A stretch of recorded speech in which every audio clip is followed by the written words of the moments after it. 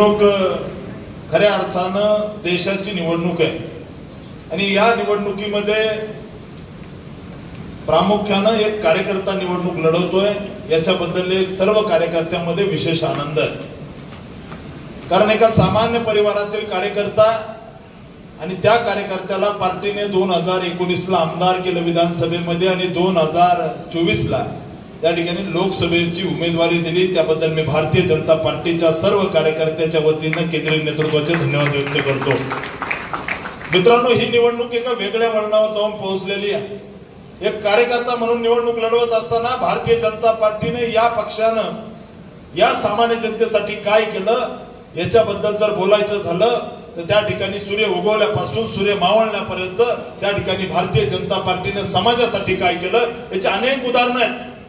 आपण जर पाहिलं तर या सोलापूर लोकसभेमध्ये मोदीजीने काय केलं तर सोलापूर लोकसभेने दर 2-3 दिवसाला सोलापूरमध्ये शाळकरी मुलांचे अपघात व्हायचे, हेवी लोडेड गाड्या सोलापूर शहरामधून जायच्या। मोदीजीने काय केलं तर माझं विरोधी उमेदवाराला पहिलं उत्तर आहे, त्यांनी सांगितलं होतं 10 कामं सांगा, त्यातलं पहिलं काम की सोलापूर शहराला बायपास केला, हे पहिलं काम आहे। त्यांनी विचारलं तुम्ही 10 कामं सांगा, माझं दुसरं काम सांगतो, या सोलापूर शहरामध्ये त्या ठिकाणी पिढ्यानपिढ्या विडी कामगार काम करत होता, त्यांना 30,000 घरं देण्याचं काम मोदीजीने केलं, हे दुसरं काम। मित्रांनो, या सोलापूर जिल्ह्यातील शेतकऱ्याचा यांचे पिताजी मुख्यमंत्री असताना त्यांनी सोलापूरला अधोगतीला नेलं।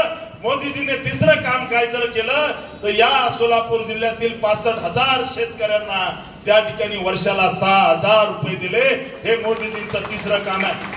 मित्रांनो, मोदीजीने चौथं काम काय केलं तर मुद्रा योजनेच्या माध्यमातून या ठिकाणी सोलापूर जिल्ह्यातील 2.5 लाख त्या ठिकाणी कर्जधारकांना जवळजवळ 1700 कोटी रुपयाचं कर्ज दिलं, हे मोदीजीने केलं। मोदीजीने काय केलं या ठिकाणी माता भगिनींना त्रास जो व्हायचा उज्ज्वला योजनेच्या माध्यमातून त्या ठिकाणी 2.5 लाख परिवारामध्ये उज्ज्वला गॅस योजना केली। यांना जर काम सांगायला जर झालं तर त्या ठिकाणी दिवस मावळेपर्यंत मी यांना काम सांगू शकतो। या सोलापूर जिल्ह्यातील 850 पेक्षा जास्त ग्रामपंचायतीला प्रामुख्याने या लोकसभेमधल्या जल जीवन मिशनच्या माध्यमातून घराघरामध्ये नळाचं पाणी पोहोचवलं। काल समोरचा उमेदवार अक्कलकोटला ज्या रस्त्याने गेला त्या रस्त्याचं काम सुद्धा मोदीजीने केलं, हे काम मी त्यांना सांगू इच्छितो। परवा दिवशी त्या मंगळवेढ्याला गेल्या होत्या, लिहून ठेवा, त्यांनी 10 सांगितले, मी या ठिकाणी 250 कामं सांगू शकतो आमच्या मागच्या दोन्ही खासदारांनी काय केलं ते।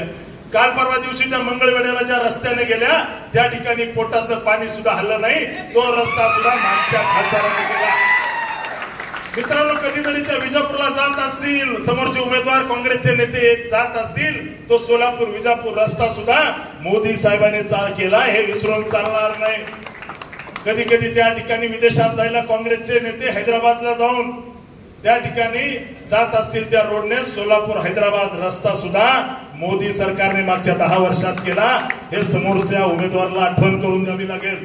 मित्रांनो, हे विचारतात काय केलं मोदीजीने, काय केलं तर त्या ठिकाणी तुमचा आमचा स्वाभिमान हिंदूंचा राज्य दैवत मागच्या 10 वर्षात जर काय केलं याचा हिशोब द्यायचा असेल तर 500 वर्ष गुलामीचा कलंक लागलेला त्या ठिकाणी बाबरीच्या जागेवरती भव्य राम मंदिर बांधायचं काम सुद्धा मागच्या 10 वर्षामध्ये मोदींनी केलं। आणि त्यासाठी इथला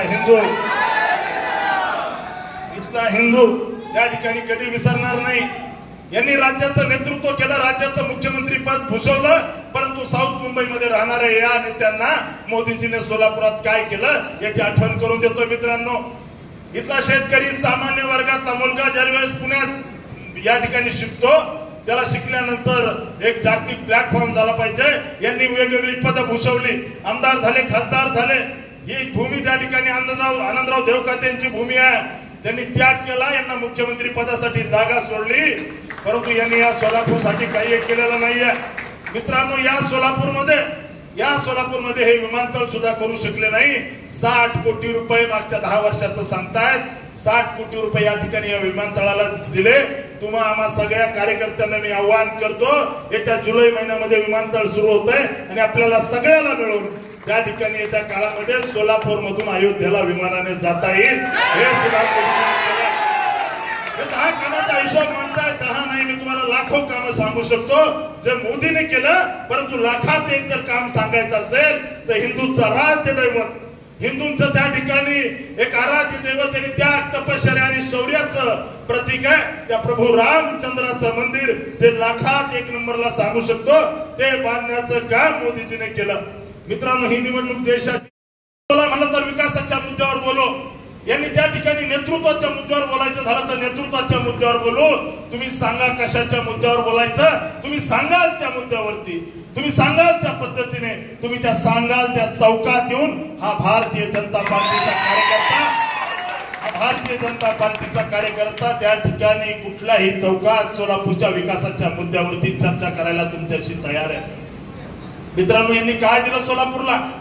या सोलापूरला काय दिलं म्हणतात? सर्वात मोठी गोष्ट सांगतो, 650 कोटी रुपये केंद्र सरकारने या सोलापूर महापालिकेच्या हद्दीत असणाऱ्या गावासाठी समांतर पाईपलाईन मंजूर केली नाही. त्याचं काम अंतिम टप्प्यात आहे. हे सुद्धा भारतीय जनता पार्टीच्या सरकारने केलं.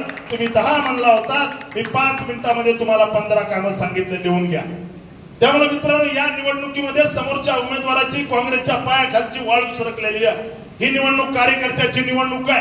कुठेतरी भाड्याने लोक लावून कमेंट करायला लावणं आणि हा भारतीय जनता पार्टीचा निष्ठावान त्या ठिकाणी त्यागी कार्यकर्ता, अशा भाड्याने आणलेल्या लोकांना जागा दाखवल्याशिवाय राहणार नाही, हा मला विश्वास आहे.